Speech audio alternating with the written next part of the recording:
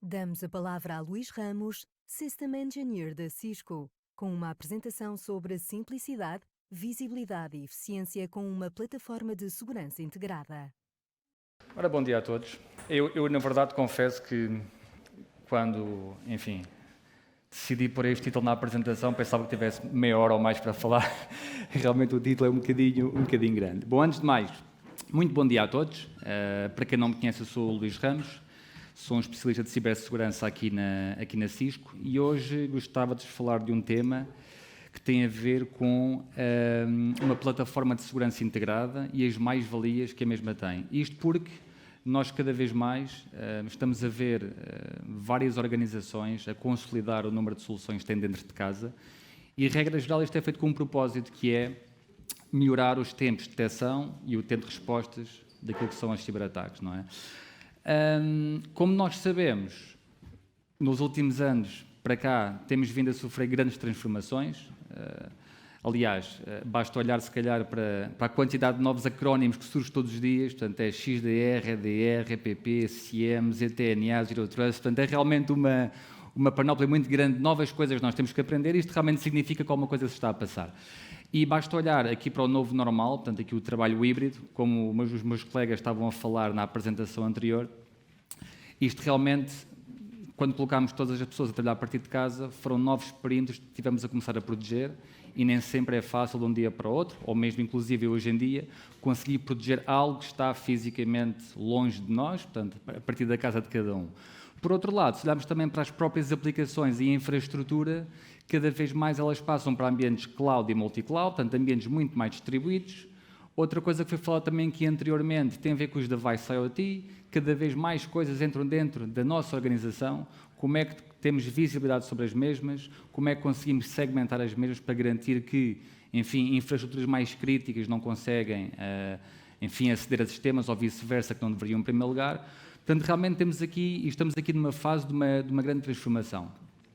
Dito isto, o que convém fazer é, na verdade, fazer as coisas de uma forma um bocado diferente daquelas que temos vindo a fazer até hoje em dia. Até porque, se nós olharmos para alguns anos atrás, para o passado, aliás, grande parte do tráfego que era gerado era, uma vez mais, tráfego interno, tráfego que ia para dentro do meu data center, das minhas aplicações. Eu, quando estava a trabalhar em casa, ligava a VPN e todo o tráfego ia para dentro da minha infraestrutura. Quem nunca, nos últimos anos, não ligou um WebEx da Cisco ou uma outra solução de colaboração e, de repente, está a falar, estás-me a ouvir? Sim, estou. Ou seja, existe aqui uma grande lentidão, às vezes, nas comunicações, ou, por outro lado, eu, às vezes, faço uma apresentação ou fazia uma apresentação, passo o slide e 10 segundos depois é que do lado de lá o slide muda. Portanto, isto significa que realmente as coisas têm que mudar e têm que evoluir e têm que se transformar à medida que, estas novas necessidades vão surgindo. Pois, obviamente, regra geral, também temos aqui 500 soluções implementadas internamente, acaba por não ajudar, porque ao final do dia, em vez de termos mais benefícios e conseguimos trancar melhor e securizar melhor as nossas infraestruturas, muitas das vezes, se o querermos, o que estamos a fazer é ainda abrir mais portas. Portanto, a Gartner estima que, em 2025, cerca de 80% das organizações tenham um plano para unificar aquilo que é, os acessos à internet, os acessos à cloud, inclusive acessos a aplicações privadas, ok? E claramente indica que as organizações devem começar a mudar de um paradigma mais focado naquilo que são as infraestruturas ou naquilo que é mais focado no meu data center para passar a consumir a segurança desde a cloud. Portanto, o que a Gartner nos recomenda é que, convém implementar um ponto neutro, algures, em que a partir daí nós conseguimos fazer frente a estes novos desafios, que é o trabalho remoto. São cada vez mais organizações a implementar acessos diretos à internet, porque grande parte das aplicações hoje em dia, uma vez mais, não estão fisicamente no meu data center, estão algures na cloud, portanto não faz sentido eu estar a enviar o tráfego todo cá para dentro, uma vez mais. E realmente o que é recomendado é começarmos a reequacionar a forma como nos conectamos às aplicações. Portanto, isto passa muito por implementar novas arquiteturas que têm como fundação Zero Trust, mas que ao final do dia estão muito alinhadas com aquilo que a Gartner recomenda, mais focada em SASE ou /SSE, que aqui, A principal diferença é como é mais focada na proteção dos utilizadores e outra um bocadinho mais focada naquilo que é a proteção dos data centers, dos edifícios centrais, dos escritórios remotos, por aí além. Neste sentido, a Cisco, eu não sei se conhecem, mas a Cisco tem um conceito de uma coisa que se chama os CVDs, os Certified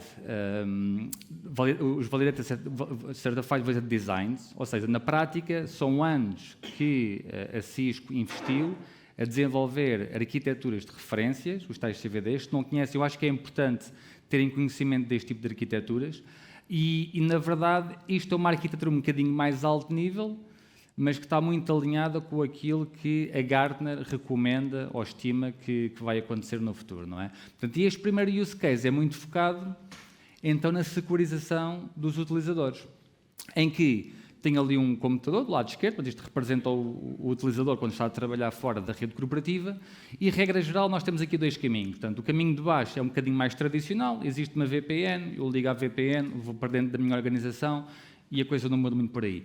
O que nós temos vindo a trabalhar cada vez mais é em consolidar, ou é na consolidação de um conjunto de serviços, que são, obviamente, cada vez mais importantes, e isto passa por fazer o quê? Portanto, eu cada vez que estou fora da minha organização,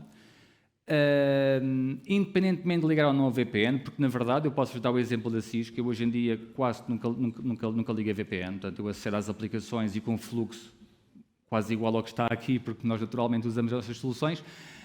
Eu acedo às aplicações e raramente acedo, enfim, tenho a necessidade de usar o agente VPN, no caso da Cisco é o AnyConnect. Mas o mais importante é que, independentemente de eu ligar ou não, o que é que acontece? Eu vou ter sempre visibilidade, em primeiro lugar, daquilo que está a acontecer nestes postos de trabalho que cada vez estão mais distribuídos e consigo, além da visibilidade, que é sempre um ponto muito importante, consigo também aplicar de uma forma centralizada a minha política de segurança, o que é extremamente difícil, como estávamos a falar anteriormente, neste novo paradigma de utilizadores altamente distribuídos, como é que eu vou então aplicar uma política de segurança? Eu saio do escritório, lá se vai a firewall de perímetro, lá se vai o URL, lá se vai o proxy, enfim, é quase segurança em part-time. E esta arquitetura visa mitigar isso, portanto, e consolidar um conjunto de serviços nestas arquiteturas mais modernas. E eu, a partir deste momento, consigo aplicar, obviamente, várias políticas de segurança, desde full proxy na cloud, inspeção SSL, URL filtering, consigo também fazer CASB, portanto, Cloud Access Security Broker, ter visibilidade aplicacional, identificar que aplicações é que estão em uso, eventualmente sem o conhecimento do IT, faz sentido, não faz sentido, é para bloquear, não é para bloquear, traz risco acrescido, não traz, enfim, pelo menos termos a informação do nosso lado para que possamos tomar uma decisão informada, não é? Além do mais, Data Loss Prevention, Remote Browser Isolation, portanto, a ideia não é despejar aqui acrónimos, mas é de facto estar alinhado com aquilo que os vários analistas do mercado dizem que o futuro é naquele sentido. Por outro lado, dentro desta arquitetura de SaaS e da SIS, temos aqui uma outra peça na parte de baixo daquele quadrado que permite realmente dotar os processos de autenticação, enfim, permite-os tornar mais resilientes, no sentido em que eu, cada vez que acedo a uma aplicação, e uma aplicação pode ser uma VPN, pode ser o meu webmail, pode ser uma aplicação on-prem, pode ser uma aplicação na cloud, um SaaS, etc. Mas se eu, regra geral, quando estou na minha empresa ou no meu data center, eu tenho controles de acesso à rede, controles de acesso à aplicação, porque é que eu não hei de ter também a mesma coisa quando são aplicações de negócio que estão na cloud? Não faz sentido. Portanto, a ideia é fazermos exatamente isso. Eu, cada vez que acedo, por exemplo, o Office 365, ou Salesforce, ou qualquer outra aplicação na cloud, eu autenticar-me, existir um processo que garanta que o Luís é de facto a pessoa quem diz ser quem é, e não é outra pessoa que lhe roubou as credenciais, e depois também validar aqui a postura do dispositivo, ou seja, será que é o Luís Ramos e que está a usar o computador que normalmente ele usa?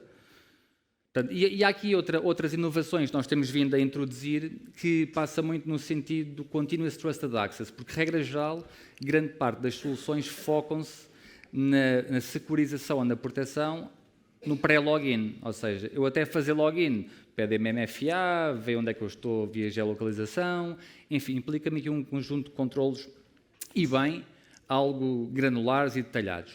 O que é que acontece a seguir? Eu faço login na aplicação e pronto, já não há problema nenhum. Portanto, nós o que temos vindo a acrescentar também são componentes de analítica, componentes de user behavior, componentes de machine learning, que o que permitem fazer é perceber se o comportamento daquele utilizador após o login na aplicação e durante o período que está ligado, por exemplo, ao Box.com, título de exemplo, se é um comportamento normal. Ou seja, ele normalmente não descarrega informação e agora começou a fazê-lo, é normal, não é normal. Normalmente o perfil do Wi-Fi ou o sinal do Wi-Fi é este, agora é diferente. E se for detectado de facto alguma variação no comportamento, uma variação menos positiva, aquilo que fazemos é o log-off da aplicação. Okay? Portanto, existe este tipo de, enfim, de capacidades e soluções que temos vindo a introduzir cada vez mais nos nossos clientes. E, por último, também aqui o componente do ZTNA, ou Zero Trust Network Access, que é evoluirmos as VPNs mais tradicionais, onde conseguimos, muitas das vezes, começar, enfim, pelos acessos externos, de entidades externas, que acabam, enfim, normalmente têm um risco superior, porque eu não controlo os equipamentos que estão a ligar remotamente, não é? E desta forma conseguimos mudar um bocadinho aqui o paradigma de como é que acedemos às aplicações, e neste caso não existe uma VPN em primeiro lugar. Depois, o segundo use case é muito focado na proteção dos edifícios, dos escritórios remotos, implementação de tecnologias SD-WAN, com as vantagens que temos de priorização de tráfego, garantir que os acessos às aplicações são feitos com o service provider que me garante o melhor acesso à internet. Portanto, o fluxo é muito parecido, as tecnologias e as soluções que existem são muito parecidas, inclusive firewalls na cloud, firewalls as a service. Portanto, a ideia é que realmente o tráfego que passa a ir para a cloud tem que ser securizado de alguma forma. Aliás, nós temos alguns estudos feitos que os acessos a alguns serviços, nomeadamente a AWS, Microsoft, etc., fica mais rápido quando é acedido através da nossa plataforma de SaaS e da Cisco do que aceder diretamente. Isto deve-se às relações de peering que nós temos com os vários service providers e com as várias soluções de software as a service que existem no mercado. Por outro lado, aquilo que nós também fazemos, por forma a consolidar todos estes diferentes módulos que os analistas recomendam que sejam implementados, é que nós incluímos uma ferramenta de XDR, que é o SecureX, que ao final do dia permite-me ter um single pane of glass daquilo que são minhas métricas de risco das várias aplicações. E depois, com esta informação, faz muitas coisas, mas eu gostava de destacar aqui um principal ponto, que é realmente a resposta ao incidente e o porquê da vantagem de termos depois uma plataforma de segurança integrada e que foi pensada para isso e que realmente tem aqui algumas sinergias. É que eu, por exemplo, se pensar, ok, amanhã se uma ameaça dia zero, estou a ser impactado por isto, não estou? Regra geral, esta é uma pergunta fácil de fazer, é muito difícil de responder. E através desta plataforma, é uma questão de segundos, nós conseguimos perceber se realmente aqueles indicadores foram vistos, alguns no meu ambiente ou não, qual é que foi o paciente zero, qual é que foi a propagação, eventualmente lateral que este determinado malware teve. Portanto, tudo de uma forma muito simples e centralizada dentro desta plataforma. Para terminar, só para recordar que a Cisco é de facto líder aqui num conjunto de áreas diversas, não só na parte de cibersegurança, que é de facto o foco deste dia de hoje, mas também em outras áreas, seja networking, data center, cloud, colaboração, etc.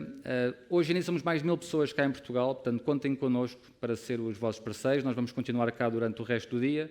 E pronto, quero agradecer aqui a vossa participação e por estarem aqui presentes connosco. Obrigado.